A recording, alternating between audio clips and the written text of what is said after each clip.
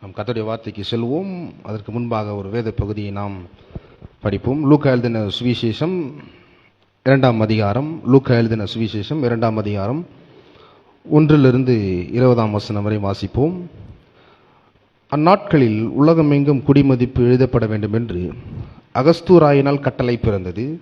சீரியா நாட்டிலே சிரேனியு என்பவன் தேசாதிபதியாக இருந்தபோது இந்த முதலாம் குடிமதிப்பு உண்டாயிற்று.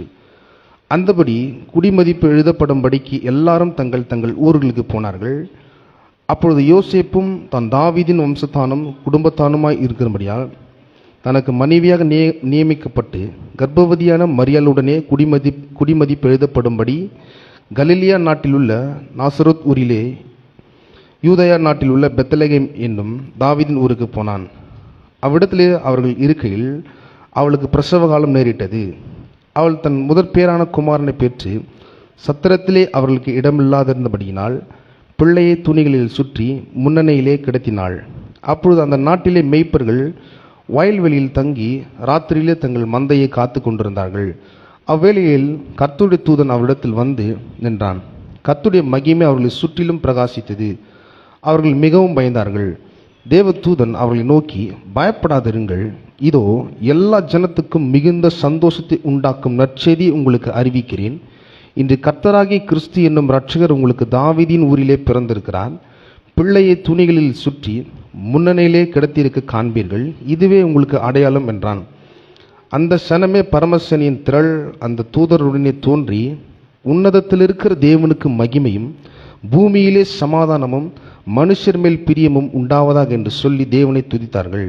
தேவ தூதர்கள் அவர்களை விட்டு பரலோகத்துக்கு போன பின்பு மெய்ப்பர்கள் ஒருவரை ஒருவர் நோக்கி, நாம் பெத்லகேம் ஊருக்கு போய் நடந்ததாக கர்த்தரால் நமக்கு அறிவிக்கப்பட்ட இந்த காரியத்தை பார்ப்போம் வாருங்கள் என்று சொல்லி தீவிரமாய் வந்து மரியாளையும் யோசேப்பையும் முன்னணியிலே கிடைத்திருக்கிற பிள்ளையும் கண்டார்கள். கண்டு அந்த பிள்ளையை குறித்து தங்களுக்கு சொல்லப்பட்ட சங்கதியை பிரசித்தம் பண்ணினார்கள். மெய்ப்பராலே தங்களுக்கு சொல்லப்பட்டதை கேட்ட யாவரும் அவைகளை குறித்து ஆச்சரியப்பட்டார்கள். மரியாளையோ அந்த சங்கதியெல்லாம் தன் இருதயத்தில் வைத்து சிந்தனை பண்ணினாள். மெய்ப்பர்களும் தங்களுக்கு சொல்லப்பட்டதின்படியை கேட்டு கண்ட எல்லாவற்றிற்காகவும் தேவனை மகிமைப்படுத்தி துதித்து கொண்டு திரும்பி போனார்கள். ஆமென்.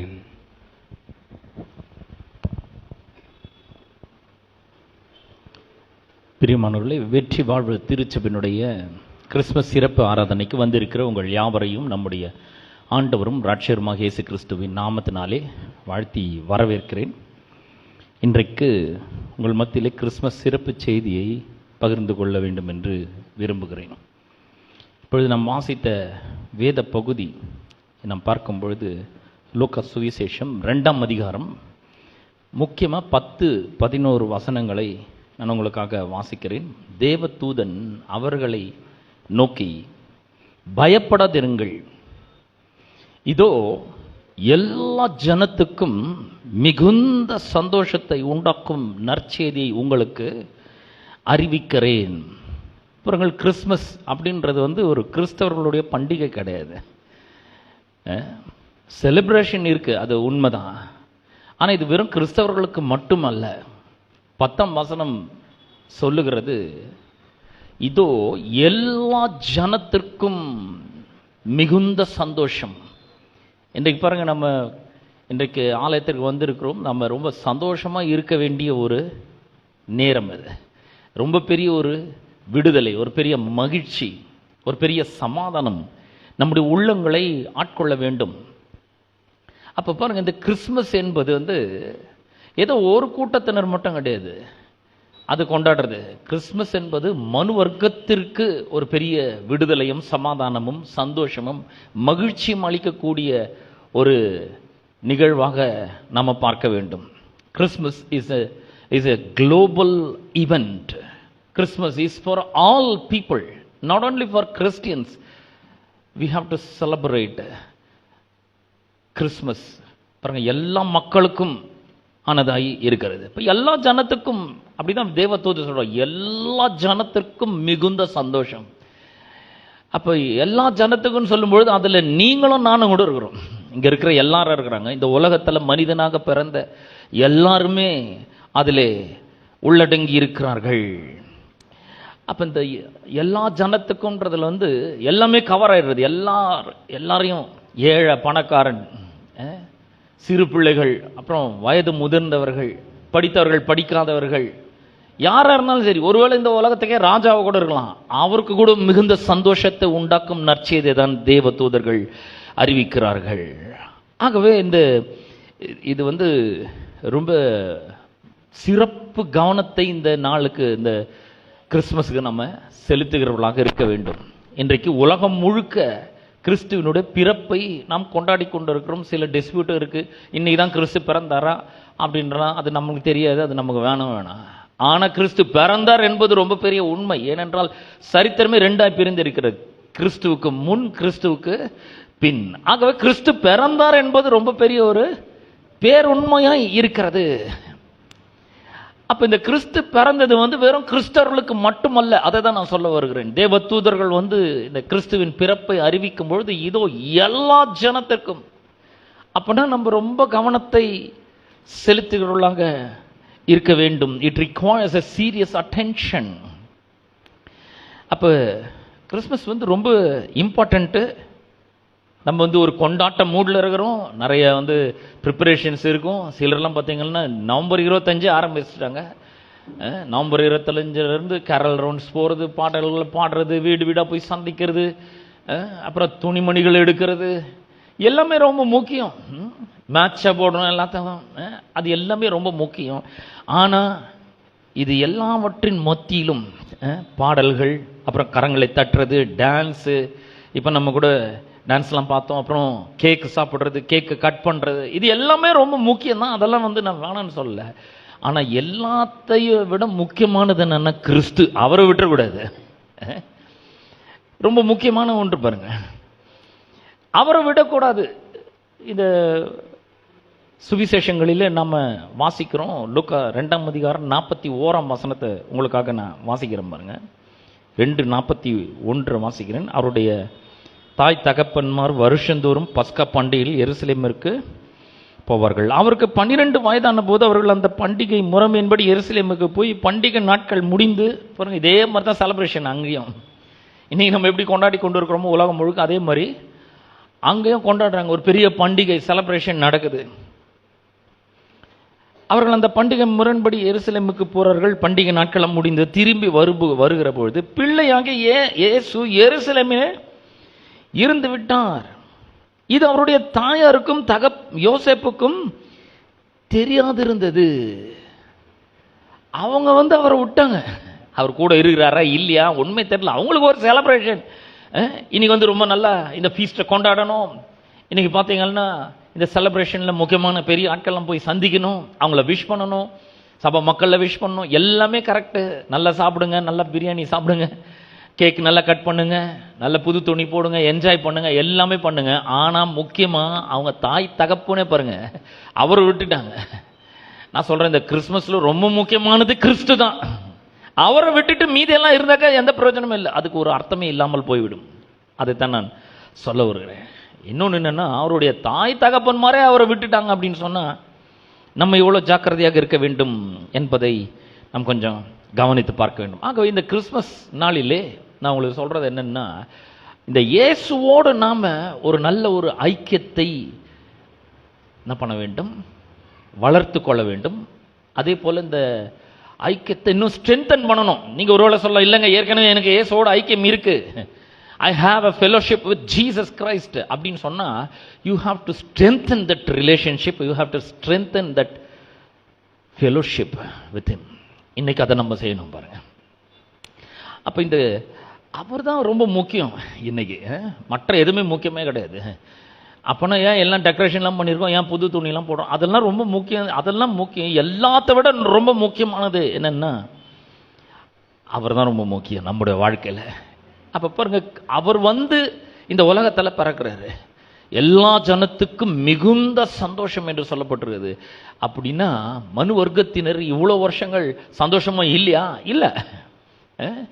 இன்னைக்கு பாருங்க, ஒவ்வொரு மனிதனையும் நீங்கள் போய் கேட்டு பார்த்தீங்களா, எப்படி இருக்கிறீங்கன்னு கேட்டீங்கன்னாவே போதும், எப்படி இருக்கிறன்றத சொல்லுவான். ஐயோ ஏங்க அதை கேட்குறீங்க, அந்த மாதிரி ஆரம்பிச்சிடுவான். அவ்வளோ மகிழ்ச்சி இல்லாத ஒரு வாழ்க்கையை அநேக மக்கள் வாழ்ந்து கொண்டிருக்கிறார். அநேக மக்கள்ன்றதை விட எல்லா மக்களும் அப்படிதான் ஒரு சந்தோஷம் இல்லாத ஒரு வாழ்க்கையை வாழ்ந்து கொண்டிருக்கிறார்கள். ஆனால் கிறிஸ்து இந்த உலகத்தில் மனிதனாக பிறந்த பொழுது இந்த மனு வர்க்கத்தினருக்கு ஒரு புதிய அத்தியாயம் பிறந்து விட்டது. அவர் பிறந்தது மட்டும் இல்லை, அவர் பிறந்ததுனால இந்த மனு வர்க்கத்திற்கே ஒரு புதிய அத்தியாயம் பிறந்து விட்டது. ஆகவேதான் எபேசியர் 2:8 கிருபையினால விசுவாசத்தை கொண்டு நாம் என்ன பண்ணப்பட்டிருக்கிறோம்? ரட்சிக்கப்பட்டிருக்கிறோம். இந்த பொல்லாத உலகத்திலிருந்து, இந்த எல்லா கவலையிலிருந்து, கண்ணீரிலிருந்து, பாவத்திலிருந்து, சாபத்திலிருந்து, வியாதியிலிருந்து நாம விடுதலை ஆக்கப்பட்டிருக்கிறோம். அப்ப இது எல்லா மனுஷனுக்கும் உரியதாய் இருக்கிறது. மனிதனுடைய வாழ்க்கையில் ஒரு புதிய அத்தியாயம் பிறந்திருக்கிறது. அது மட்டும் கிடையாது, இவர் இந்த உலகத்தில் மனிதனாக பிறந்தது படினாலே நாம நம்முடைய வாழ்க்கையில முன்னேறி செல்லக்கூடிய வாய்ப்புகள் ரொம்ப அதிகமாக நமக்கு கிடைத்திருக்கிறது. எது வரைக்கும் அப்படின்னு சொன்னா, அவர் வர வரைக்கும் நமக்கு முன்னேற்றம், நம்முடைய வாழ்க்கையில் ஒரு பெரிய அட்வான்ஸ்மெண்ட், நம்முடைய வாழ்க்கையில் ஒரு பெரிய ப்ரோக்ரஸ், வாழ்க்கை முன்னேறி கொண்டே இருக்க வேண்டும். அப்படிப்பட்ட ஒரு ஆசீர்வாதத்தை இந்த கிறிஸ்மஸ் நமக்கு தர வேண்டும். அது எப்படி நமக்கு கிடைக்கும் அப்படின்னு சொன்னால், அவர் ரொம்ப முக்கியமாக இருக்கணும் நம்முடைய வாழ்க்கையில். அவரோடு நமக்கு இருக்கிற உறவு ரொம்ப முக்கியமானதாக இருக்க வேண்டும். அப்போ இவர் இந்த கர்த்தராகிய இயேசு கிறிஸ்து இந்த உலகத்தில் பிறந்தார்னா இவர் யார் அப்படின்னு சொல்லி பார்க்கும்பொழுது வேத வசனம் சொல்லுகிறது, இவர் தேவனுடைய குமாரன். நம்ம பாடல்களில் பாடும்பொழுது கூட ஒரு வசனத்தை நம்ம வாசித்தோம், ஏசாயா 9:6. நமக்கு ஒரு பாலகன் பிறந்தார், நமக்கு ஒரு குமாரன் கொடுக்கப்பட்டார். அவர் கொடுக்கப்படும் பொழுதே ஒரு குமாரனாய் இருந்தார். யாருடைய குமாரனா? தேவனுடைய குமாரனாய் இருந்தார். Jesus is the son of God. We are also sons of God, but Jesus is the son of God. அவர் மட்டும்தான் தேவனுடைய குமாரனாய் இருக்கிறார். நாம் தேவனுடைய பிள்ளைகளாக இருக்கிறோம். ரொம்ப பெரிய வித்தியாசம் இருக்குதுக்கு. அப்ப இவரை கடவுள் எப்படி கொடுக்கிறாருன்னா, ஒரு ஈவாக கொடுக்கிறார். யோவான் சுவிசேஷம் 3:16 நம்ம வாசிக்கும் பொழுது, தேவன் தம்முடைய ஒரே பேரான குமாரனை விசுவாசிக்கிறவன் எவனோ, பார்த்தீங்களா, இந்த எவனோ நீங்களும் நானும் அதில் அடக்கம். இந்த உலகத்தில் இருக்கிற எந்த மனுஷனா இருந்தாலும் சரி, அந்த எவனோன்றதுல அந்த மனுஷனும் அடக்கம். எவனோ அவன் கெட்டு போகாமல் நித்திய ஜீவனை அடையும்படிக்கு அவரையே தந்தருளி இவ்வளவாய் உலகத்தில் அன்பு கூர்ந்தார். பாருங்க, அநேக கிறிஸ்தவர்களுக்கு இந்த உலகத்தில் வாடுறதுக்கே பிடிக்கவே இல்லை. எப்போ இயேசு வருவார், எப்போ நம்ம போய் சேரலாம் அவர் கூட, அப்படிதான் காத்து கொண்டிருக்கிறார்கள். ஆனால் இயேசு இந்த உலகத்தில் அன்பு கூர்ந்து அவருடைய குமாரனே நமக்காக ஒப்பு கொடுத்திருக்கிறார். இந்த உலகத்தில் அவர் அன்பு கூறுகிறார். ஏன்னா இது அவரால் உண்டாக்கப்பட்ட உலகம், அவரால் உண்டாக்கப்பட்ட மனுஷர்கள், அவர் நம்முடைய சிருஷ்டிகராய் இருக்கிறார். அப்ப இந்த உலகத்தில் அன்பு கூர்ந்து இந்த உலகத்துக்கு ஒரு மாபெரும் கிஃப்ட், ஈவை, ஒரு பரிசை அவர் தருகிறார். அந்த கிஃப்ட் பேர் என்ன? Jesus Christ. அந்த அவர்தான் நமக்காக பிறந்திருக்கிறார். அப்ப இந்த ஈவை தேவன் நமக்கு கொடுத்திருக்கிறதன் மூலமாக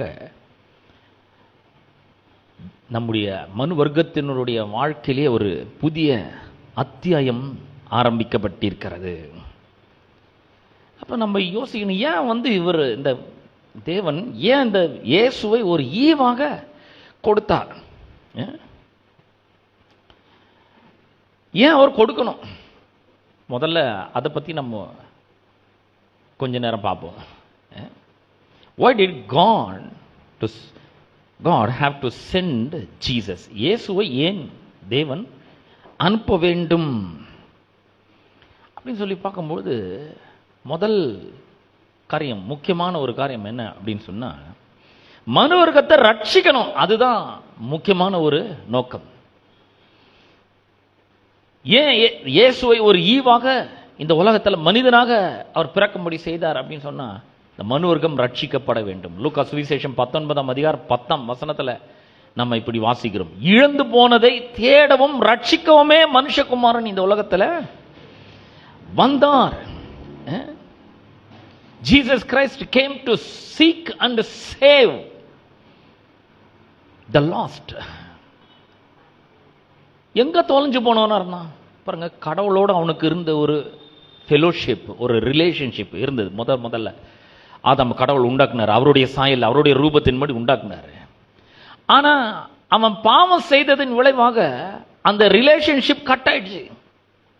அவன் பாவம் செய்ததின் விளைவாக அந்த ஃபெலோஷிப் கட் ஆயிடுச்சு. அவன் கடவுளிடத்திலிருந்து துண்டிக்கப்படுகிறான். ஏதேன் தோட்டத்திலிருந்து, மனிதனுக்காக உண்டாக்கின ஏதேன் தோட்டத்திலிருந்து அவனை விரட்டிட்டு அங்க வீசுகிற சுடரொளி பட்டயத்தையும் கேருபீன்களையும் ஆண்டவர் வைக்கிறாரு. அந்த ஐக்கியத்தை, தேவனோடு அவனுக்கு இருந்த ஒரு உறவை அவன் இழந்து விட்டான். அதுக்கப்புறம் அவனுக்கு மறுபடியும் கடவுளிடத்தில் மறுபடியும் போய் சேரக்கூடிய ஒரு வழி அவனுக்கு தெரியல. நீங்கள் ஒரு வேளை யோசிக்கலாம், அன்றைக்கி கூகுள் மேப் இருந்தால் கரெக்டாக போய் சேர்ந்துருப்பான்னு. இப்போ கூட ரீசெண்டாக நம்ம பார்க்குறோம், கூகுள் மேப்பை நம்பி எங்கேயோ போய் விழுறாங்க அவங்க. அதெல்லாம் ஒத்து வராதுங்க. கடவுளிடத்தில் நாம் மறுபடியும் போய் சேர வேண்டும் என்று சொன்னால் ஆண்டவர் அவருடைய குமாரனை நமக்காக இந்த உலகத்திலே அனுப்ப வேண்டும். அவர் மனு வர்க்கத்தினருக்கு ஒரு ரட்சிப்பை ஏற்படுத்த வேண்டும். அவர்தான் இந்த மனிதனை தம்மோடு திரும்பவும் சேர்த்து கொள்ள முடியும். ஏன் என்னாச்சு மனிதனுக்கு? என்னாச்சுன்னா ரோமர் 3:23 சொல்லுகிறது, எல்லாரும் பாவம் செய்து தேவ மகிமை அற்றவர்களாக ஆனார்கள். All have sinned and fall short of the glory of God. பாருங்கள், மனிதன் ஒரு மகிமையான சிருஷ்டிப்பு. கடவுளுடைய சிருஷ்டிப்பினுடைய மகுடம் அப்படின்னு சொன்னா அது மனிதன் தான். அப்படிப்பட்ட ஒரு மனிதன் பாவம் செய்ததின் விளைவாக அந்த மகிமையை இழந்து விட்டான். இன்னைக்கு மனிதனுடைய வாழ்க்கை பார்க்கும்போது அந்த குளோரியே இல்லை. கடவுளுடைய மகிமை அவனுடைய வாழ்க்கையில் இல்லை. எந்த பக்கம் திரும்பினாலும் பாவம் இருக்கு, அதனுடைய விளைவுகள் இருக்கு, சாபம் இருக்கு, வியாதி இருக்கு. அந்த மகிமையை அவன் இழந்து விட்டான். அந்த மகிமை இழந்தது மட்டும் இல்ல, தேவனிடத்திலிருந்து அவன் துண்டிக்கப்பட்டு விட்டான். அவன் இப்ப மறுபடியும் ரீபொசிஷன் பண்றதுக்காக தான் இயேசு இந்த உலகத்துல மனிதனாக பிறந்திருக்கிறார். ஆனா இன்றைக்கு இங்க நம்ம உட்கார்ந்து கொண்டிருக்கிறோம், ஆண்டவராகிய இயேசு கிறிஸ்துவை நம்முடைய வாழ்க்கையின் ஆண்டவராக ரட்சகராக ஏற்றுக்கொண்டிருக்கிற ஒவ்வொருவரும் நாம் ரட்சிக்கப்பட்டவர்களாக இருக்கிறோம். நான் சொல்ல முடியும், I am saved. I'm not a sinner. I'm a saved person. I'm a child of God. I have the righteousness of God. I've been sanctified by God. நான் தேவனாலே ரட்சிக்கப்பட்டிருக்கிறேன், மீட்கப்பட்டிருக்கிறேன், தேவனுடைய பிள்ளையாக்கப்பட்டிருக்கிறேன். மறுபடியும் முன்பிருந்த நிலைக்கு அவர் என்னை கொண்டு வந்திருக்கிறார். அப்போ அதை பண்றதுக்கு இயேசு என்ன பண்ணார்னா, அவர்தான் பாவம் இல்லாதவராக இந்த உலகத்தில் பிறந்தார்.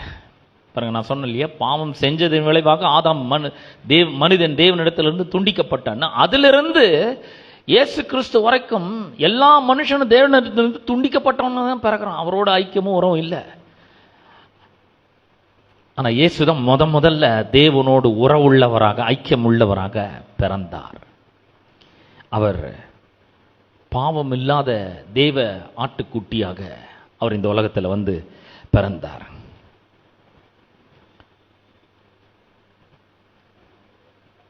He is sinless. He was the sin bearer. அவர் நம்முடைய பாவத்தை சுமந்து தீர்க்கும்படியாக வந்தார். அவர் உங்களுடைய என்னுடைய பாவத்தை மட்டுமல்ல, அந்த முழு உலகத்தினுடைய பாவத்தையும் கல்வாரி சிலுவிலே அவர் சுமந்தார். ஆகவே நமக்கு ஒரு புதிய டிஎன்ஏ இருக்கிறது. Hello, divine nature of almighty. we have a new DNA. நமக்கு ஒரு புதிய அடையாளம் இருக்கிறது. நமக்கு ஒரு குடும்பம் இருக்கிறது. நான் சொல்றேன், இந்த பூமிக்குரிய குடும்பம் இருக்கு நம்ம எல்லாருக்கும் ஒரு குடும்பம் இருக்குது. ஆனா இதையும் தாண்டி பரலோகத்தில் நமக்கு ஒரு பெரிய குடும்பம் ஒன்று இருக்கிறது. நமக்கு ஒரு பரலோக பிதா இருக்கிறார். அவருடைய பிள்ளைகளாக நாம் இருக்கிறோம். we are in the family of God. நாம் தேவனுடைய குடும்பத்திலே நாம் சேர்க்கப்பட்டுறோம். கொஞ்சம் யோசித்து பாருங்க, ரட்சிக்கப்படுறதுக்கு முன்னாடி நம்முடைய வாழ்க்கை எப்படி இருந்தது? என்னால் இப்போ கூட எனக்கு அதெல்லாம் யோசிக்கவே முடியாது, எனக்கு வேணான்றேன் நான். ஆனால் இன்றைக்கு நமக்கு ஒரு நோக்கம் இருக்கு நாம வாழறதுக்கு.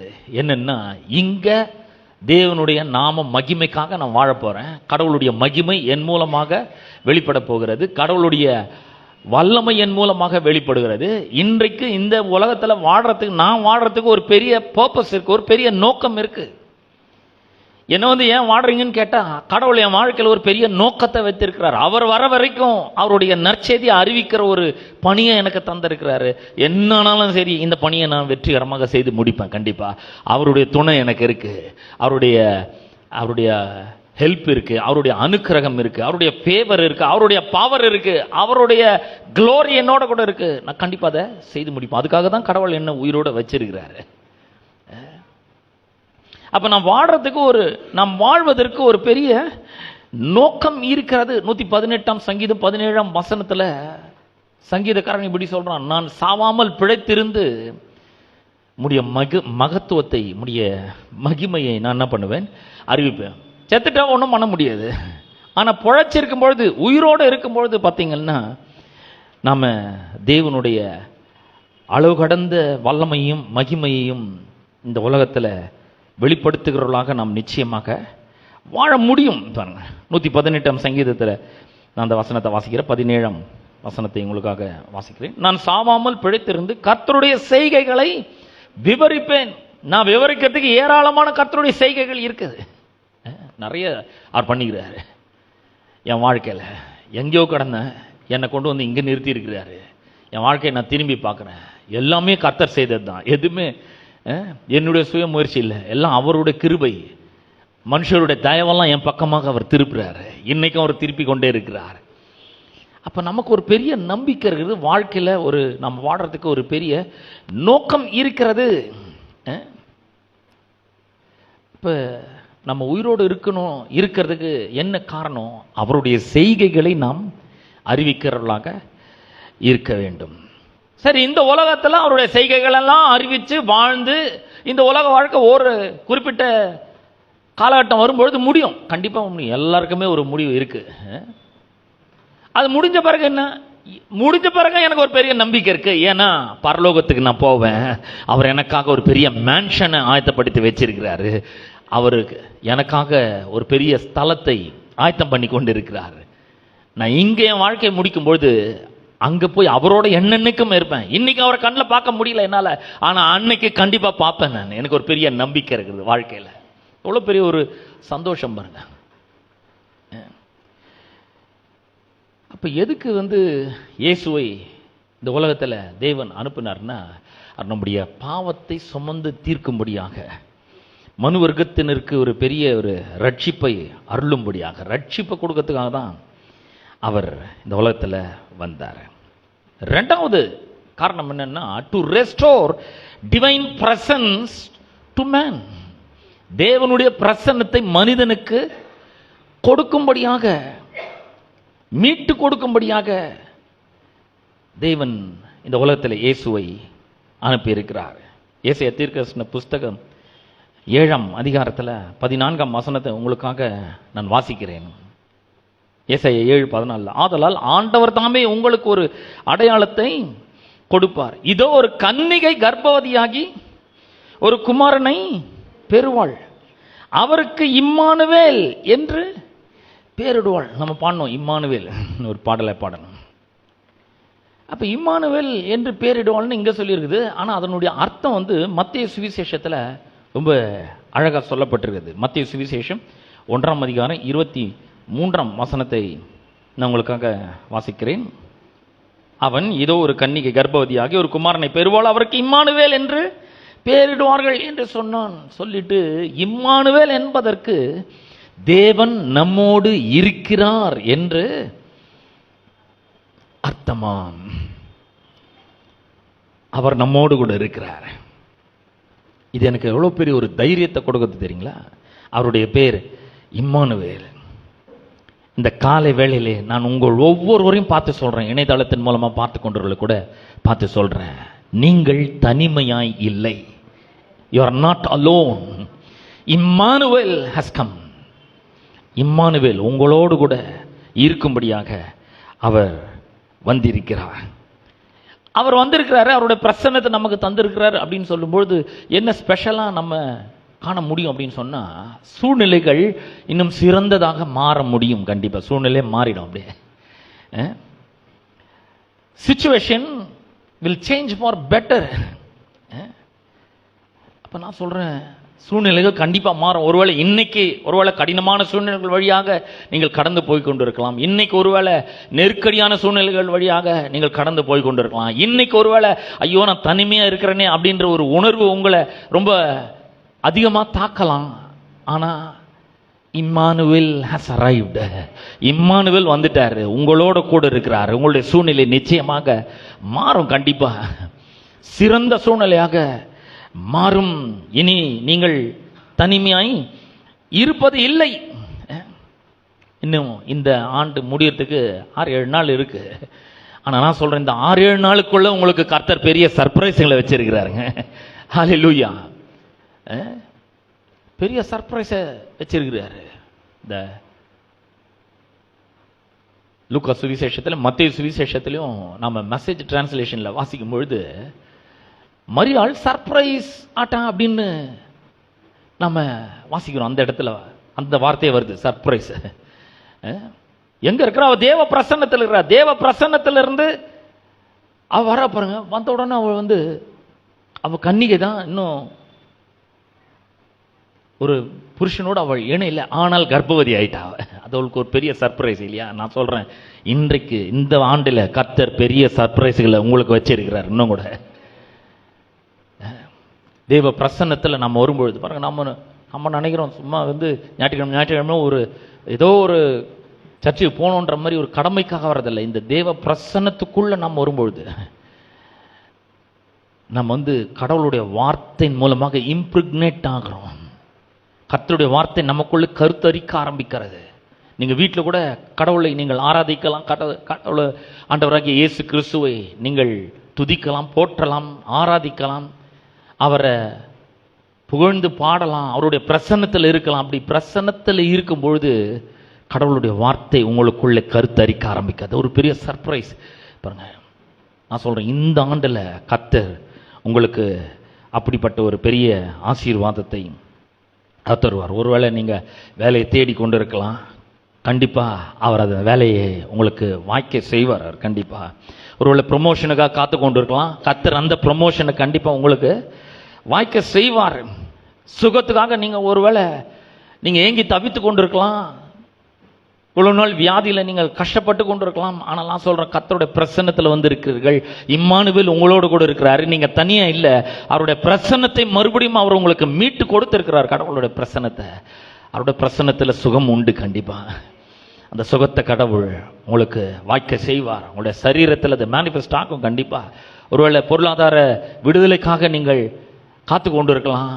இந்த ஆண்டு முடியறதுக்குள்ளவே கூட கர்த்தர் உங்களுக்கு அந்த மாதிரி ஒரு பெரிய சர்ப்ரைஸை கர்த்தர் என்ன பண்ணுவார், நிச்சயமாக அவர் வாய்க்க செய்வார். இந்த ஃபினான்ஷியல் சேலஞ்சஸ்ல இருந்தெல்லாம் உங்களை வெளியே கொண்டு வந்து ஃபினான்ஷியலாக உங்களை ரொம்ப மேலே தூக்கிறதுக்கு அவர் கண்டிப்பாக கடவுள் உங்களுக்கு உதவி செய்வார். ஒருவேளை கடவுளுடைய வழிநடத்துதலுக்காக நீங்கள் காத்து கொண்டிருக்கலாம். நான் சொல்கிறேன், இந்த ஆண்டுக்குள்ளவே கர்த்தர் உங்களுக்கு அப்படிப்பட்ட ஒரு வழிகாட்டுதலை, கைடன்ஸை ஆண்டவர் நிச்சயமாக அவர் தருவார்.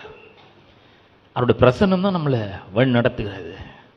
பழைய ஏற்பாட்டு காலத்தில் மோசே சொல்கிறான், நீங்கள் வரலன்னா நாங்கள் போக மாட்டோம், உங்களுடைய பிரசன்னம் எங்களை முன்னாடி போகட்டும், அப்போ தான் உங்களுடைய கண்களில் எனக்கு கிருபை கிடைச்சதுன்னு எனக்கு தெரிஞ்சுக்க முடியும், நீங்கள் எங்க கூட வாங்க அப்படின்றார். மோசையை பார்த்து கர்த்தர் சொல்கிறாரு, உன் வார்த்தையின்படி நான் செய்கிறேன், உன் கூட நான் வரேன் அப்படின்றார். என் சமூகம் உனக்கு முன்பாக செல்லும், my presence shall go before you. நான் சொல்கிறேன், இந்த ஆண்டு முழுவதும் அவருடைய பிரசன்னம் நம்மளை பாதுகாத்து இருக்கிறது.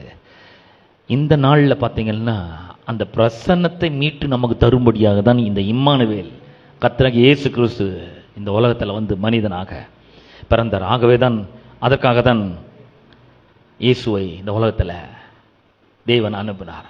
மூன்றாவது, to destroy the works of the devil, பிசாசினுடைய கிரியைகளை அழிக்கும்படிக்கு மனுஷகுமாரன் இந்த உலகத்தில் வந்தார். பாருங்க, இன்னைக்கு உலகத்தில் நிறைய பேர், இயேசு வாழ்ந்த காலத்தில் கூட அநேகர் பெரிய கொடிய வியாதிகளிலே அவர்கள் மூழ்கி கடந்தார்கள். யாரும் அவங்களுக்கு சுகன்றது அவங்களுக்கு தெரியவே இல்லை. ஒரு அம்மா 18 வருஷமா பிசாசினால கட்டப்பட்டிருந்தாள். ஒரு அம்மா 12 வருஷமா பெரும்பாடை அனுபவித்து கொண்டிருந்தாள். சரீரத்தில் வேதனையை அனுபவித்து கொண்டிருந்தாள். எவ்வளோ டாக்டர்ஸ்கிட்ட போய் ஒன்றும் சரியாகல. ஒருத்தன் பிறந்ததுலேருந்தே குருடனா இருக்கிறான், ஒருத்தன் பிறந்ததுலேருந்தே சப்பானியா இருக்கிறான். எவ்வளோ பேருங்க பாருங்க, எவ்வளோ ஏகப்பட்ட பேர், நிறைய பேர். பிசாசு அவர்களை ஒடுக்கி வச்சிருந்தான். இந்த பாவத்தின் மூலமாக அந்த உலகத்தில் மரணம் பிரவேசிச்சிருச்சு, வியாதி பிரவேசிச்சிருச்சு, சாபம் உள்ள நுழைஞ்சிருச்சு. இதுல இருந்தெல்லாம் மக்கள் தங்களுக்கு தாங்களே விடுதலையை உண்டாக்கி கொள்ளவே முடியவே இல்லை. ஆனா இந்த இம்மானுவேல் கர்த்தராகிய இயேசு கிறிஸ்து இந்த உலகத்துல வருகிறார். எதுக்கு வருகிறார்னா, பிசாசினுடைய கிரியைகளை அழிக்கும்படிக்கு மனுஷகுமாரன் இந்த உலகத்துல வந்தார் என்று 1 யோவான் 3ஆம் அதிகாரம் 8ஆம் வசனத்திலே நம்ம வாசிக்கிறோம். 1 யோவான் 3ஆம் அதிகாரம் 8ஆம் வசனத்தை உங்களுக்காக நான் வாசிக்கிறேன்.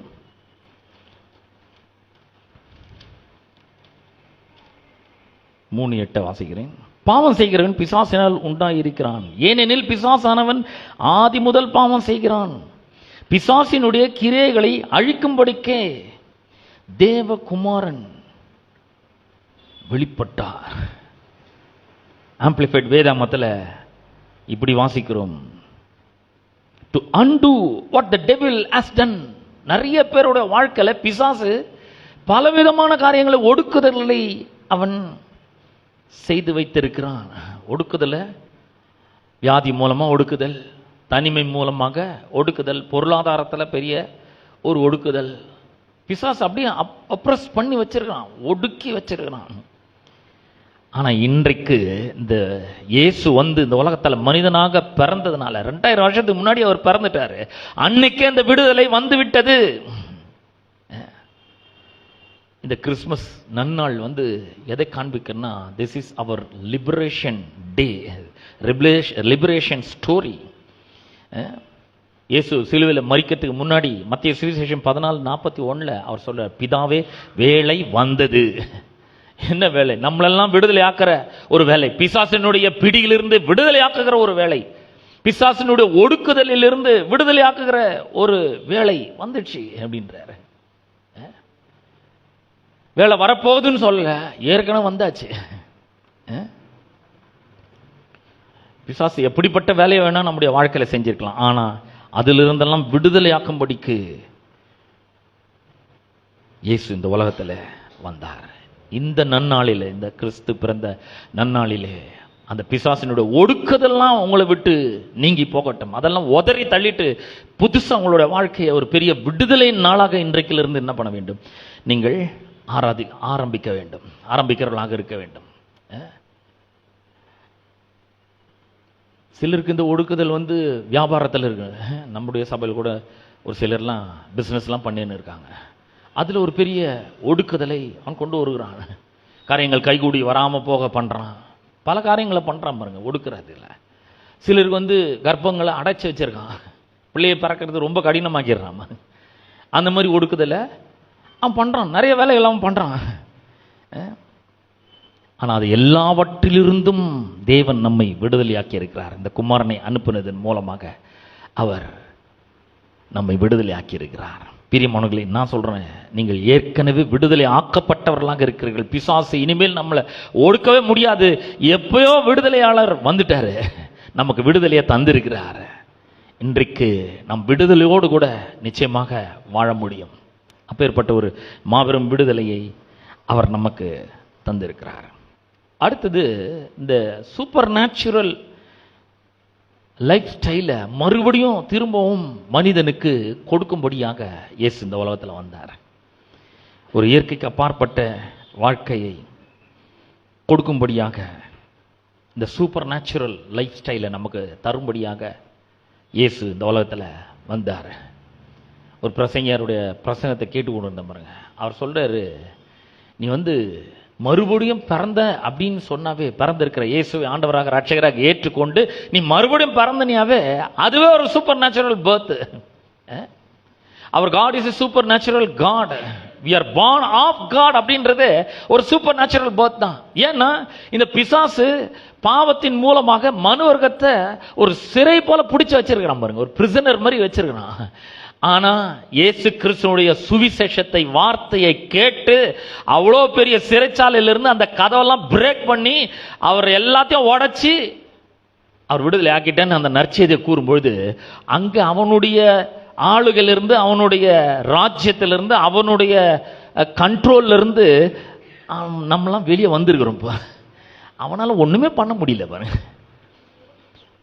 அவனால நம்மளை தடுத்து நிறுத்தவே முடியல. வெளியே வந்தாச்சு. எப்படி வெளியே வந்தோம்? இயேசு கல்வாரி சிலுவிலே அவர் தம்முடைய விலையேற பெற்ற ரத்தத்தின் மூலமாக, ஜீவனின் மூலமாக ஒரு பெரிய விடுதலையை நமக்காக ஆயத்தப்படுத்தி வச்சுக்கிறாரு.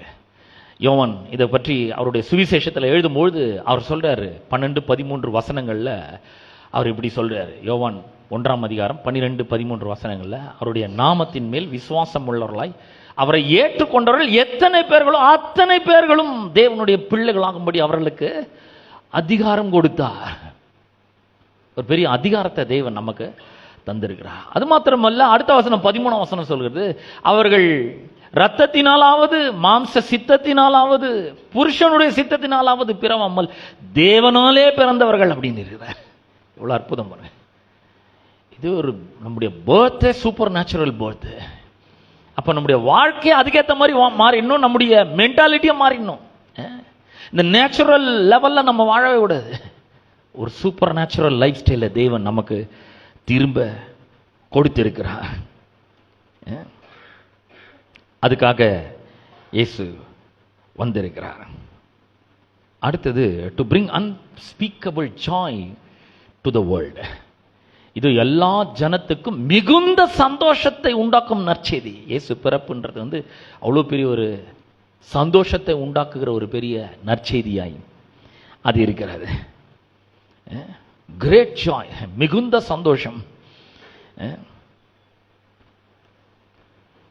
அப்ப இங்க அவர் அவ்வளோ பெரிய ஒரு சந்தோஷத்தை கொடுத்திருக்கிற ஒரு செய்தி நமக்கு வந்திருக்கு. நாம் அவராலே பிறந்திருக்கிறோம் அப்படின்னு சொன்னா, ஒவ்வொரு நாளும் ஒவ்வொரு மணித்துளியும் நாம மிகுந்த சந்தோஷத்தை அனுபவிக்க வேண்டும். ரட்சிக்கப்பட்டவனுடைய ஒரு அடையாளம் அது.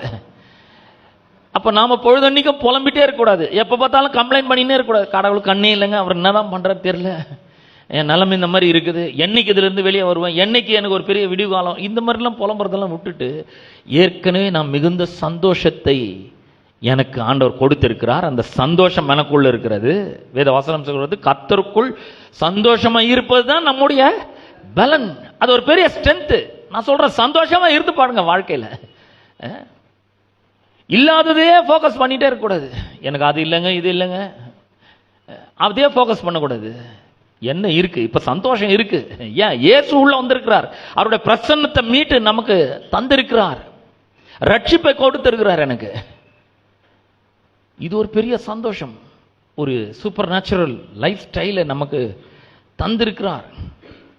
அப்ப அப்படின்னா இனிமேல் டிப்ரெஷன் நமக்கு கிடையவே கிடையாது. ஒழிச்சு கட்டணும் நம்முடைய வாழ்க்கையில இருந்து. முக்கியமா என்னன்னா, இந்த புலம்புறவங்க, முறுமுறுக்கிறவங்க, கம்ப்ளைண்ட் பண்ணுங்க, பொழுதன்னைக்கு ஏதாவது ஒண்ணு வாழ்க்கையே சரியில்லைங்க அப்படி சொல்றாங்க பாருங்க, அவங்க கூட சேரவே கூடாது முதல்ல நம்ம. அது ஒரு பெரிய தாக்கத்தை நம்முடைய வாழ்க்கையில ஏற்படுத்திடும். அப்ப எப்படி வாழணும்? கடவுள் ஏற்கனவே நமக்கு என்னவெல்லாம் கொடுத்திருக்கிறார் என்பதற்கு அவருக்கு நன்றி சொல்லி வாழ நாம் கற்றுக்கொள்ள வேண்டும்.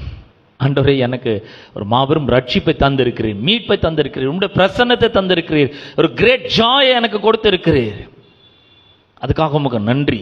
ஒரு நல்ல வாழ்க்கை கொடுத்திருக்கிறீர், இந்த வாழ்க்கைக்காக நோக்கத்தை கொடுத்திருக்கிறீர், ஒரு சூப்பர் நேச்சுரல் லைஃப் ஸ்டைலை கொடுத்திருக்கிறீர், உமக்கு நன்றி. உம்மால பிறந்திருக்கிற உங்களுடைய பிள்ளை ஆக்கியிருக்கிறீர், உமக்கு நன்றி செலுத்தின சொல்லி அந்த மாதிரி வாழும்பொழுது இன்னும் அற்புதமாக நம்முடைய வாழ்க்கை மாற ஆரம்பிக்கும். அப்ப இந்த தேவ தூதர்கள் சொல்கிறார்கள், இதோ எல்லா ஜனத்துக்கும் மிகுந்த சந்தோஷத்தை உண்டாக்கும் நற்செய்தியை நான் உங்களுக்கு அறிவிக்கிறேன் அப்படின்றார். 11ஆம் வசனத்துல நாம் வாசிக்க, இன்று கர்த்தராகிய கிறிஸ்து என்னும் இரட்சகர் உங்களுக்கு தாவீதின் ஊரிலே பிறந்திருக்கிறார். பிள்ளையை துணிகளில் சுற்றி முன்னணியிலே கிடத்திருக்க காண்பீர்கள். இதுவே உங்களுக்கு அடையாளம் என்றான். என்ன அடையாளம் இது? இந்த மேய்ப்பர்கள் இதை கேட்ட உடனே இது என்ன அடையாளம்? பிள்ளையை துணிகளில் சுட்டி முன்னணியிலே கிடத்திருக்க காண்பீர்கள் அப்படின்னா அதனுடைய அர்த்தம் என்ன?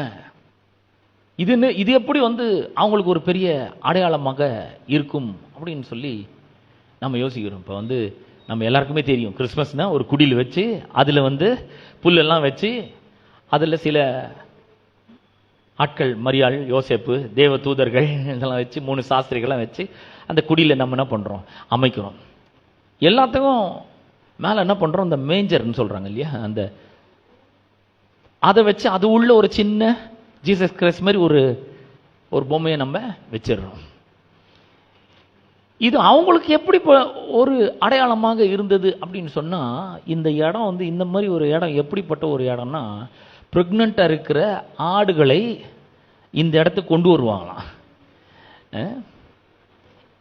எந்த மாதிரி ப்ரெக்னெண்ட்டாக இருக்கிற ஆடுகள்னா, இந்த பலி செலுத்த போகிற ஆட்டுக்குட்டி இருக்குது பார்த்தீங்களா, அந்த ஆட்டுக்குட்டியை பெற்றெடுக்க போகிற ஆடுகளை இந்த மாதிரி ஒரு இடத்துல வாட்ச் டவர்னு ஒன்று இருக்குமா, அது கீழே இருக்கிறது தான் அந்த ஒரு எபிரேய வார்த்தையில் அதை சொல்கிறாங்க. இந்த மேஞ்சர்னு சொல்கிறது அது ஒரு அர்த்தத்தில் தான் சொல்கிறாங்க.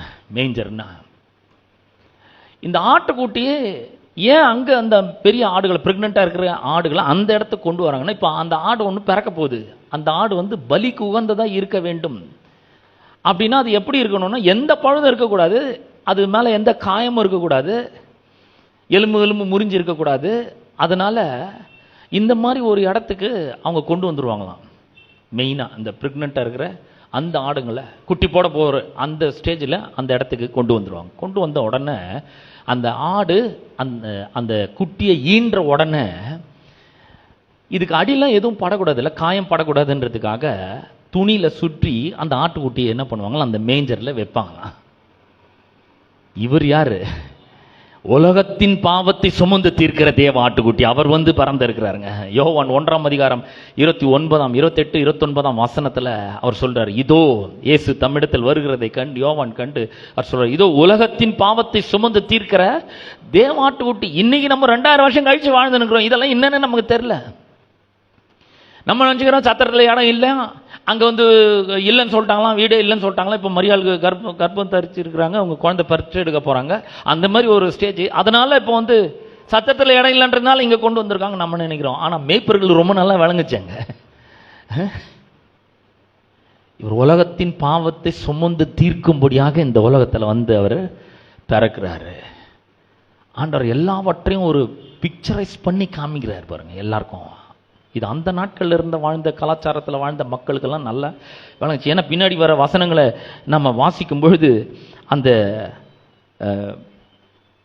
மேய்ப்பர்கள் 20ஆம் வசனத்தில் நம்ம வாசிக்கிறோம், மேய்ப்பர்கள் தங்களுக்கு சொல்லப்பட்டதின்படியே கேட்டு கண்ட எல்லாவற்றுக்காகவும் தேவனை மகிமைப்படுத்தி துதித்து கொண்டு திரும்பி போனார்கள். இன்னும் இது பிள்ளைய துணியில் சுற்றி அங்கே வச்சிருக்கிறது பார்த்து எப்படி தேவனுக்கு மகிமை செலுத்த முடியும், துதிக்க முடியும், ஆராதிக்க முடியும்? ஏன்னா இதுதான் அங்கே முக்கியமான காரியங்க. அதுக்கு எதுவும் அடிப்படக்கூடாதுன்றதுக்காக அந்த ஆட்டுக்குட்டியை துணியில் சுற்றி அந்த மேஞ்சரில் வைப்பாங்க. இவர் உலகத்தின் பாவத்தை சுமந்து தீர்க்கிற ஒரு தேவ ஆட்டுக்குட்டியாக இங்கே பிறந்திருக்கிறாரு. அது அவங்களுக்கு நல்லா வழங்குச்சு. இன்னைக்கு நமக்கு வழங்குது பாருங்க. ஆமென். 14ஆம் வசனத்தை நான் வாசிக்கிறேன். 14ஆம் வசனத்தில், அந்த க்ஷணமே பரமசேனின் திரள் அந்த தூதனுடனே தோன்றி உன்னதத்தில் இருக்கிற தேவனுக்கு மகிமையும் பூமியிலே சமாதானமும் மனுஷர் மேல் பிரியமும் உண்டாவதாக என்று சொல்லி தேவனை துதித்தார்கள். உன்னதத்தில் இருக்கிற தேவனுக்கு மகிமை, பூமியிலே சமாதானம். ஏன் இயேசு இந்த உலகத்தில் வந்தார்? இந்த பூமியிலே சமாதானத்தை கொடுக்க வந்தார். To bring peace surpasseth all understanding. புத்தி கெட்டாத ஒரு தேவ சமாதானத்தை நமக்கு கொடுக்கும்படியாக வந்தார். இந்த உலகத்தில் இன்னைக்கு சமாதானமே கிடையாது. எங்க பார்த்தாலும் சண்டை சச்சரவுகள். நம்ம நினைக்கிறோம் நாடு தான் சண்டை போடுது. வீட்டிலே எடுத்துக்கோங்க, வீட்டில் எடுத்துக்கினீங்கன்னா கணவன் மனைவிக்கு நடுவில் சண்டை, பெற்றோர் பிள்ளைகளுக்கு நடுவில் சண்டை, உடன் பிறந்தவங்க 2 பேர் 3 பேர் 4 பேர் இருந்தாங்களா அவங்க நடுவில் சண்டை, வேலை செய்கிற இடத்துல சண்டை, சமாதானமே கிடையாது. நீ சமாதானம் இந்த உலகத்துக்கு ரொம்ப அவசியமாய் இருக்கிறது. பூமியிலே சமாதானம். என்ன மாதிரி சமாதானம்? கடவுளுடைய சமாதானத்தை கொண்டு வந்து நமக்கு அவர் தந்திருக்கிறார். எப்படிப்பட்ட சமாதானம்னா, பாவத்தின் மூலமாக மனிதன் தேவனுக்கு சத்துருவா போயிட்டான். கடவுளுக்கும் அவனுக்கும் ஒரு பெரிய பிளவு ஏற்பட்டது. கடவுள் நினைச்சாவே அவனுக்கு ஒரு பயமா இருக்கு. ஐயோ என்ன பண்ணுவாரோ தெரியல. ஒருவேளை இன்னைக்கு ஏதாவது ஒரு கட்டது நடந்தா கூட நம்ம யோசிக்கிற, கடவுள் என்னை தண்டிக்கிறாரா, ஏதோ ஒரு பாவம் செஞ்சிட்டேனா நான், எனக்கு ஏன் இந்த மாதிரி ஒரு பெரிய தண்டனை, ஒருவேளை கடவுள் என் மேல கோபமா இருக்கிறாரா அப்படின்னு அப்படி யோசிக்க வைக்கிறது பாருங்க.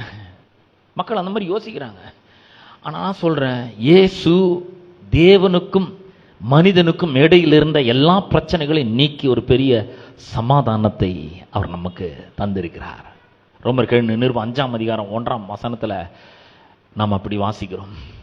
விசுவாசத்தினாலே நாம் நீதிமான்களாக்கப்பட்டிருக்கிறபடினாலே தேவனிடத்தில் சமாதானம் பெற்றிருக்கோம். இனி நமக்கும் தேவனுக்கும் எந்த விதமான நடுவில் எந்த விதமான கோபமும் இல்லை.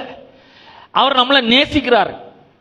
அனாதி சிநேகத்தினால் நம்மளை நேசிக்கிறாரு. அவர் நம்ம மேல இனிமேல் கோபமா இருக்கிறதே கிடையாது. அவர் நம்ம மேல கோபப்படவே முடியாது. ஏன்னா எல்லா கோபத்தையும் ஆண்டவராக இயேசு கிறிஸ்து மேல ஊற்றிட்டாரு.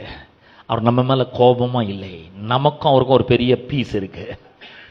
அந்த சமாதானத்தை நீங்களும் நானும் இயேசு கிறிஸ்து மூலமாக பெற்றிருக்கிறோம். அது மாத்திரமல்ல, நமக்கு ஒரு சிறந்த வாழ்க்கையை தரும்படியாக வந்தார். யோவான் 10:10 சொல்லுகிறது, திருடன் திருடும் கொல்லும் அழிக்கவும் வருகிறான் என்று வேறொன்றுக்கும் வரான், நானும் அவைகளுக்கு ஜீவன் உண்டாயிருக்கும், அந்த ஜீவன் பரிபூர்ணப்படவும் வந்தேன். பெஸ்ட் லைஃபை கொடுக்கும்படியாக வந்திருக்கிறார். இன்னைக்கு நான் உங்களுக்கு சொல்றேன், இன்னைக்கு ஒருவேளை நீங்க இன்னைக்கு இருக்கிற நிலைமை பார்த்தீங்கன்னா ஒரு நல்ல நிலைமையில இருக்கலாம். சிலர் இல்லைங்க என் வாழ்க்கை இன்னும் கொஞ்சம் முன்னேறணும், நான் இன்னும் கொஞ்சம் நல்ல நிலைமைக்கு வரணும்னு நினைக்கிறேன், இது போதாது எனக்கு அப்படின்னு நீங்க நினைக்கலாம். நீங்க எப்படிப்பட்ட சூழ்நிலையில் இருந்தாலும் சரி, best is yet to come. சிறந்த வாழ்க்கை இன்னும் வருது நமக்கு. இன்னைக்கு இருக்கிறத விட நாம இன்னும் சிறந்த ஒரு வாழ்க்கையை நிச்சயமாக வாழ முடியும். கண்டிப்பா ஆண்டவர் நமக்கு அதுக்கு உதவி செய்வார். சரி, இதெல்லாம் நம்ம பார்த்தோம். இந்த ஆசீர்வாதங்களை இந்த நன்மைகளை நாம எப்படி பெற்றுக்கொள்வதுன்னா, முதல்ல அவரை நம்ம ஆண்டவராக ரட்சகராக ஏற்றுக்கொள்ள வேண்டும் என்று வேதம் நமக்கு போதிக்கிறார். ஆண்டவர் சைட்ல இருந்து செய்ய வேண்டிய எல்லாமே செஞ்சிட்டாரு. அவர் தம்முடைய குமாரனை அனுப்பிட்டாரு, இந்த உலகத்துல மனிதனை பிறக்க வச்சுட்டாரு, பாலகனை கொடுத்துட்டாரு, குமாரன் பிறந்துட்டாரு, எல்லாமே அவர் செய்ய வேண்டிய எல்லாமே செஞ்சு முடிச்சிட்டாரு பாருங்க. இப்ப நாம செய்ய வேண்டியது ஒண்ணு இருக்கு. என்னன்னா, you must receive him as your Lord and Savior of your life. நீங்கள் அவரை என்ன பண்ண வேண்டும்? இருதயத்தில் ஏற்றுக்கொள்ள வேண்டும். யோவான் 1:12 நம்ம ஏற்கனவே சொன்ன அதிகாரத்தை கொடுத்துக்கிறாரு. அவருடைய நாமத்தின் மேல விசுவாசம் உள்ளவங்க அவரை ஏற்றுக்கொள்ள வேண்டும். அவரை விசுவாசிக்கிறேங்க, அவரை நம்புறேங்க. நிறைய பேர் சொல்லுவாங்க, நான் கூட ஒரு கிறிஸ்டியன் ஸ்கூல்ல தாங்க படிச்சேன், எனக்கு இயேசுவை பத்தி நல்லா தெரியும், எனக்கு வசனம்லாம் சொல்லி கொடுத்துருக்காங்க, அதெல்லாம் மனப்பாடமா அது போதாது. ஹலோ, நிறைய பேர் படிச்சிருக்காங்க கிறிஸ்தவ ஸ்கூல்ல. ஆனா என்ன பண்ண வேண்டும்? அவரோட நாமத்தின் மேல விசுவாசம் உள்ளவர்களாம் அவர் என்ன பண்ண வேண்டும்? ஏற்றுக்கொள்ள வேண்டும். You must accept Jesus as your Lord and Xavier. ஏன்னா அவரால் அல்லாமல் வேறு ஒருவராலும் ரட்சிப்பு இல்லை என்று சொல்லியிருக்கிறது. இந்த பாவத்திலிருந்தும் சாபத்திலிருந்தும் வியாதியிலிருந்தும் இந்த பிசாசினுடைய ஒடுக்குதலிலிருந்தும் நம்ம விடுதலை ஆகணும்னா அவருடைய நாமம் தான். அப்போஸ்தலர் 4ஆம் அதிகாரம் 12ஆம் வசனத்துல நம்ம இப்படி வாசிக்கிறோம், அவரால் அன்றி வேறு ஒருவராலும் ரட்சிப்பு இல்லை, மனுஷர் ரட்சிக்கப்படும்படி வானத்தின் கீழே பூமியில அவருடைய நாமமே அல்லாமல் வேறொரு நாமம் கொடுக்கப்படவில்லை. அவர் மூலமா மட்டும்தான் ரட்சிப்பு.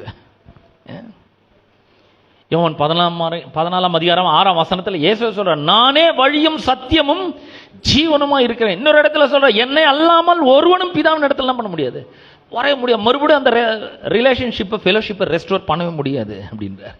அதனால்தான் இயேசுவை நமக்கு கொடுத்திருக்கிறார். இது மூலமா என்ன ஒரு பெரிய ஒரு பெனிஃபிட் அப்படின்னு சொன்னால், நம்ம யாருமே நரகத்துக்கு போக வேண்டிய அவசியமே இல்லை. இங்கே இருக்கிற ஒவ்வொருத்தரையும் பார்த்து சொல்கிறேன், இணையதளத்தின் மூலமாக பார்த்து கொண்டு இருக்கிற உங்களை பார்த்து சொல்கிறேன், நீங்களும் நானும் மரித்த பிற்பாடு நரகத்தில் போக வேண்டிய அவசியம் இல்லை. இன்னும் சொல்லப்போனால் இங்கே பரலோக வாழ்வை நாம் அனுபவிக்க முடியும். இந்த நரகம் மனு வர்க்கத்திற்காக ஏற்படுத்தப்பட்ட ஒன்றும் இல்லை, பிசாசுக்கு அவனுடைய கூட்டத்துக்கு ஆண்டவர் ஏற்படுத்தி வைத்திருக்கிறார். அப்போ நாம் ஒரு ஆள் கூட நரகத்துக்கு போக வேண்டிய அவசியம் இல்லை. அப்போ அந்த ஆசீர்வாதத்தை பெற்று அனுபவிக்கணும்னு என்ன பண்ண, அவரை ஏற்றுக்கொள்ளுகிறவர்களாக இருக்க வேண்டும். நம்முடைய இரண்டாவது நம்முடைய மீட்புக்காக தேவன் ஏற்படுத்தி வைத்திருக்கிற அந்த ப்ரொவிஷனை நம்ம விசுவாசிக்க வேண்டும். ஏற்றுக்கொள்ளவும் செய்யணும், விசுவாசிக்கவும் செய்ய வேண்டும். நம்ம அப்படி மாறத்துக்கு முன்னாடி நம்ம என்ன பண்ணணும், விசுவாசிக்கிறவர்களாக இருக்க வேண்டும்.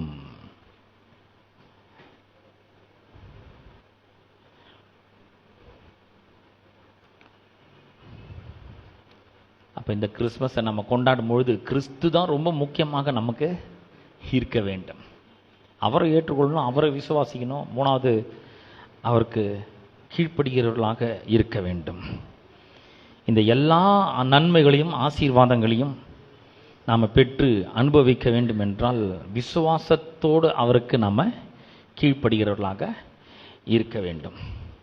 என்னெல்லாம் நன்மைகள் அவர் உண்டு பண்ணி வச்சிருக்கிறாரு, வெளிப்படுத்தல் 5ஆம் அதிகாரம் 12ஆம் வசனத்தில் அந்த ஆசீர்வாதங்களை நாம் பார்க்கிறோம்.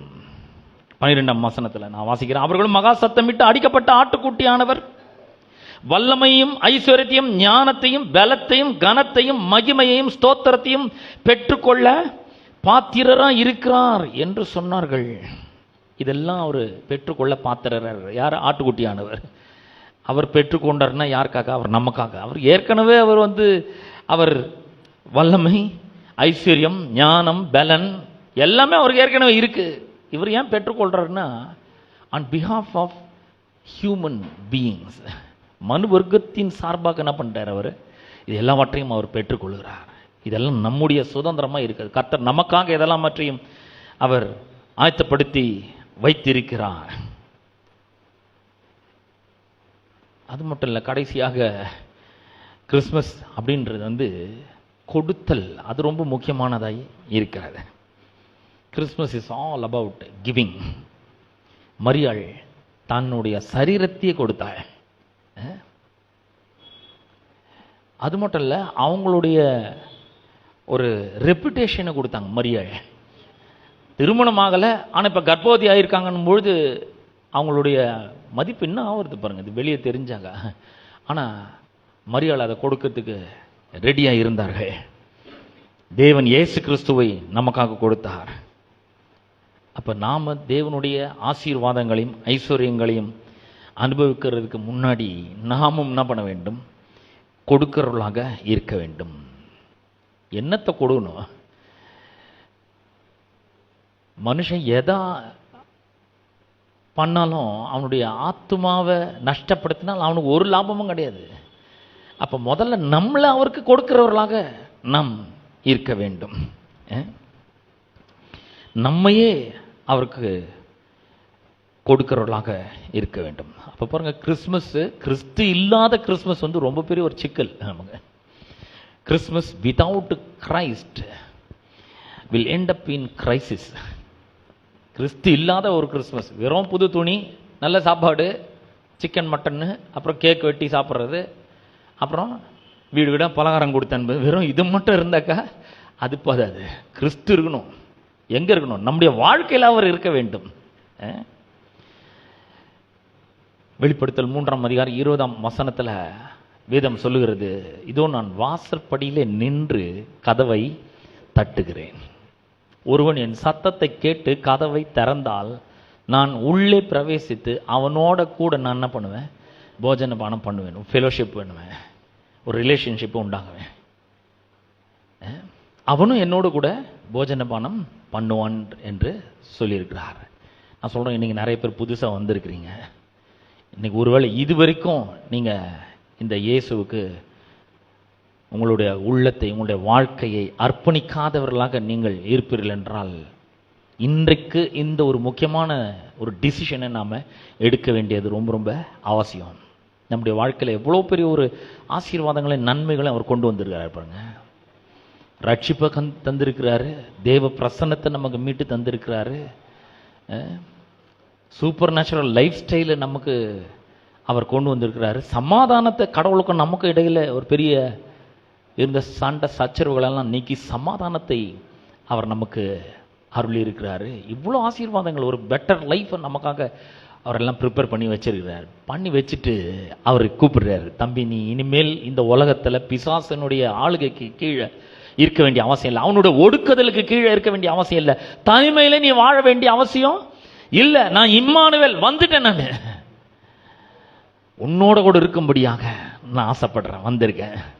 உன் வாழ்க்கையில் நான் வர விரும்புகிறேன், உன் வாழ்க்கையை இன்னும் சிறந்த வாழ்க்கையாக மாற்ற விரும்புகிறேன், இன்னைக்கு இருக்கிறத விட 1000 மடங்கு ரொம்ப சிறந்த வாழ்க்கையாக மாற்ற விரும்புகிறேன். அதுக்கு என்ன பண்ணணும்? இயேசு தான் ஒரே ஒரு வழி. அவரால் இல்லாமல் வேறு ஒருவராலும் ரட்சிப்பு இல்லை என்பதை விசுவாசிக்கணும், அவரை ஏற்றுக்கொள்ளணும், விசுவாசத்தில் கீழ்ப்படியணும். எல்லாம் இப்போ கேட்டேங்க, நான் விசுவாசிக்கிறேன், நம்புறேங்க, நான் நீங்கள் சொன்னதெல்லாம் நான் நம்பிடுறேன் அப்படின்னு சொன்னால் போதாது, அவரை ஏற்றுக்கொள்ளணும். எப்படி ஏற்றுக்கொள்ளணும்? இயேசுவே என்னோட உள்ளத்தில் வாங்க அப்படின்னு நம்ம கூப்பிடணும். உம்மை என் வாழ்க்கையின் ஆண்டவராக ரட்சகராக ஏற்றுக்கொள்ளுகிறேன்.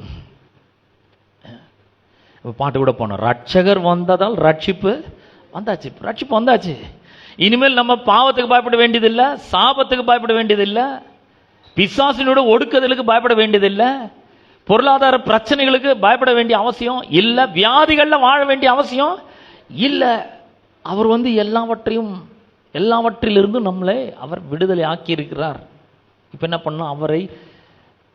அவர்தான் ஒரே ரட்சகர் என்பதை நாம் விசுவாசிக்கணும், ஏற்றுக்கொள்ள வேண்டும்.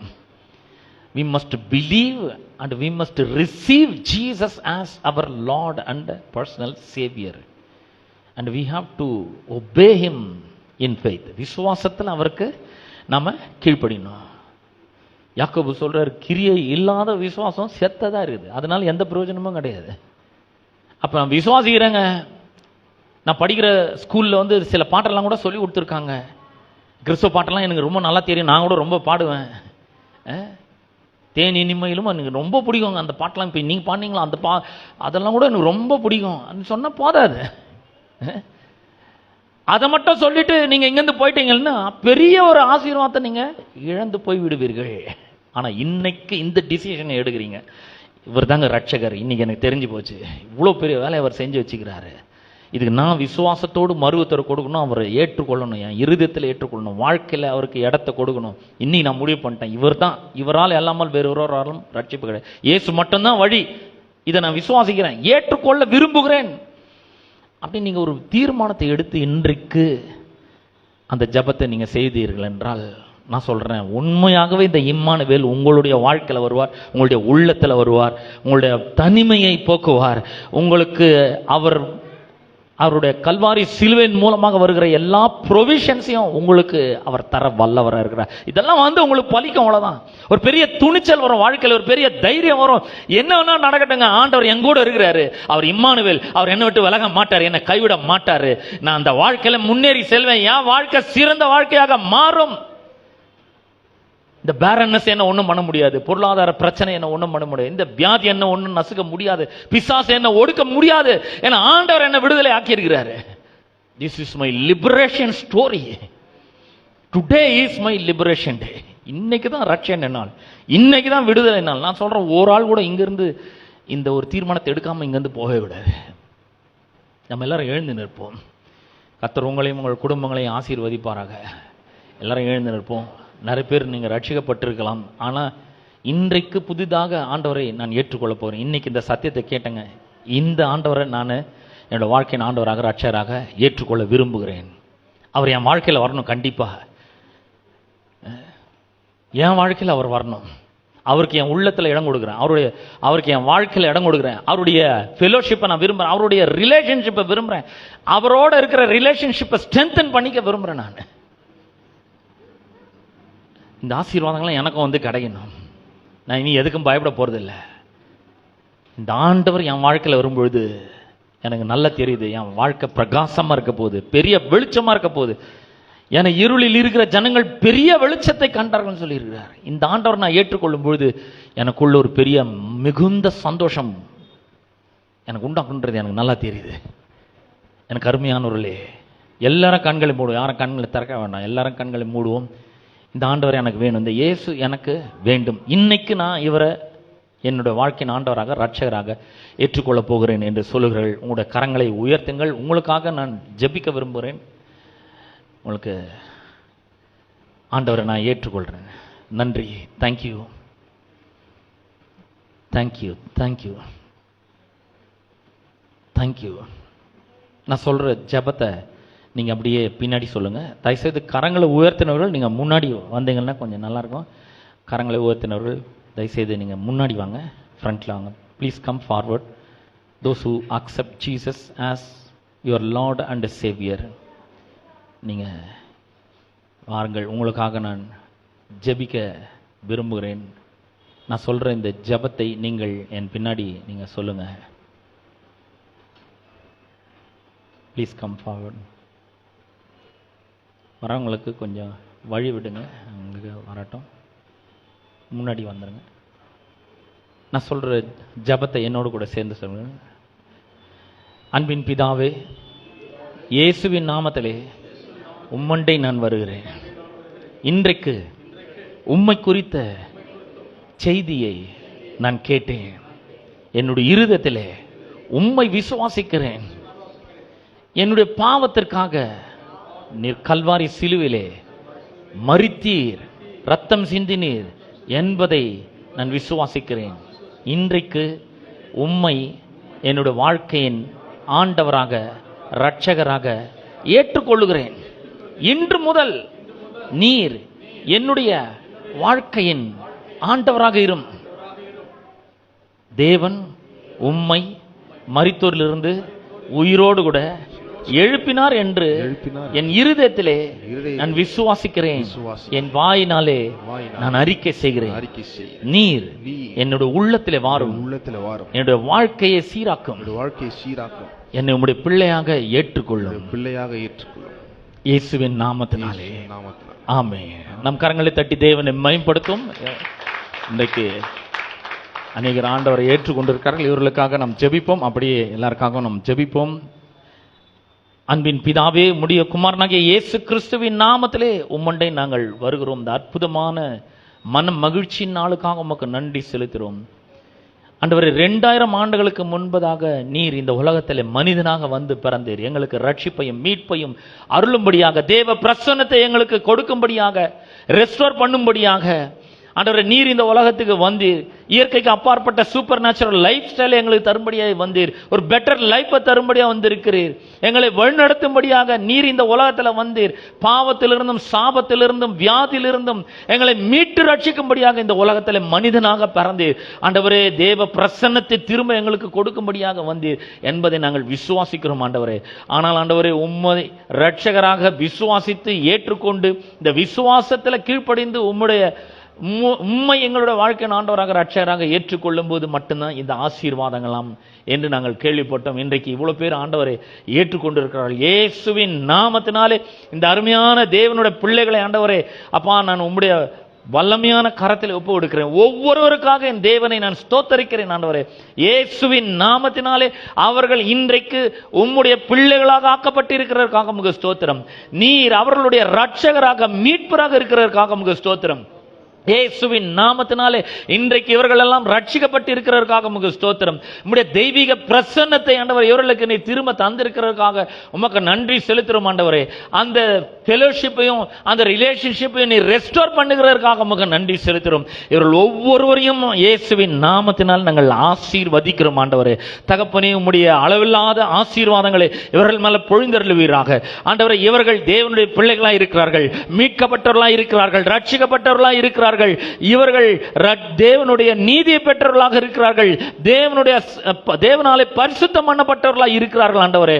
அப்பா, இவர்களுக்கென்று பரலோகத்திலும் இங்கே பூமியிலும் ஒரு மாபெரும் சுதந்திரம் வைக்கப்பட்டு இருக்கிறதற்காக உமக்கு நன்றி செலுத்துகிறோம். வருகிற நாட்களிலே இந்த சத்தியத்தை கேட்டு இதிலே வேரூன்றி இந்த எல்லா நன்மைகளையும் ஆசீர்வாதங்களையும் இந்த ப்ரொவிஷனையும் சுதந்திரங்களையும் அவர்கள் அனுபவிக்க இந்த உலகத்தில் அவர்களுக்கு நீர் அனுக்கிரகம் பண்ணும்படியா நாங்கள் ஜெபிக்கிறோம் ஆண்டவரே. பரிசுத்த ஆவியானோட உதவியை நாங்கள் கட்டவிழ்க்கிறோம் ஆண்டவரே. இயேசுவின் நாமத்தினாலே ஆண்டவர் பரிசுத்த ஆவியானுடைய அனுக்கிரகத்தை நாங்கள் கட்டவிழ்க்கிறோம். இந்த பிள்ளைகளை தேவரீர் நீர் பாதுகாக்கும்படியா ஜெபிக்கிறேன் ஆண்டவரே. அப்பா, இவர்களை எல்லா விதமான பாவத்திற்கும் ஆண்டவர் பிசாசினுடைய வஞ்சனைகளுக்கும் அவனுடைய பொய்களுக்கும் நீர் விலக்கி காக்கும்படியா ஜெபிக்கிறேன். ஒவ்வொரு வாரமும் திருச்சபைக்கு வந்து சத்தியத்தை கேட்டு அதில் வேரூன்றி தேவனுடைய பிள்ளைகளாக தேவனுடைய நாமத்தை மகிமைப்படுத்தும்படியாக இவர்கள் வாழ எல்லா விதத்திலும் இவர்களுக்கு உதவியும் ஒத்தாசையும் செய்யும்படியாக நாங்கள் ஜெபிக்கிறோம். இங்கு கூடி வந்திருக்கிற எல்லா மக்களுக்காக நான் ஜெபிக்கிறேன். அவர்கள் மேல உம்முடைய திரளான ஆசீர்வாதங்களை கட்டவிழ்க்கிறேன் ஆண்டவரே. ஆண்டவரே, உம்முடைய நன்மைகள் வந்து பலிக்கட்டும் என்று ஜெபிக்கிறேன் ஆண்டவரே. இந்த நாளை அவர்களுக்கு ஆசீர்வாதமாக்கி தருகிறதற்காக உமக்கு ஸ்தோத்திரம் ஆண்டவரே. இந்த செலிப்ரேஷன் எல்லாம் நாங்க பண்ணிட்டு அந்த செலிபிரிட்டியை நாங்க விட்டுறக்கூடாது ஆண்டவரே. உம்மை நாங்கள் எங்களுடைய வாழ்க்கையிலே முன்பாக வைக்கிறோம் ஆண்டவரே. உம்மை எங்களுடைய வாழ்க்கையினுடைய முதற் நபராக வைக்கிறோம் ஆண்டவரே.